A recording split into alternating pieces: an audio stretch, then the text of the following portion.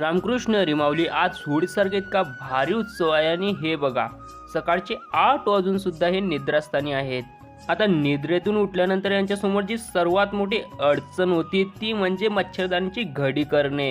आता हे सगळे मच्छरदाणीची घडी करण्यात मग्न होते की तितक्यात खालून आवाज आला, गाडीवाला आया घर से कचरा निकाल, गाडीवाला आया घर से कचरा निकाल. माणसाला गोळा केलेला कचरा फेकता येतो, पण जर माणसाच्या मनात साठलेला कचरा माणसाला जर टाकता आला असता तर. म्हणून आमच्या मनातील कचरा नष्ट व्हावा यासाठीच आलो आम्ही मंदिरात. पण मंदिरात अजूनही होळी पेटवण्यात आलेली नव्हती, म्हणून आम्ही घरी परतलो कारण आम्हाला भूक लागलेली होती. घरी आल्यानंतर आम्ही तांदूळ निसायला सुरुवात केली. तांदूळ निसून झाल्यानंतर मूग डाळ, हळद, मीठ, पाणी घालून खिचडी बनवायचा कार्यक्रम सुरू केला. भजी काढून आम्ही बसलो जेवण करायला. आता जेवण झाल्यानंतर आम्ही पुन्हा आलो मंदिरात होळीचा कार्यक्रम बघायला.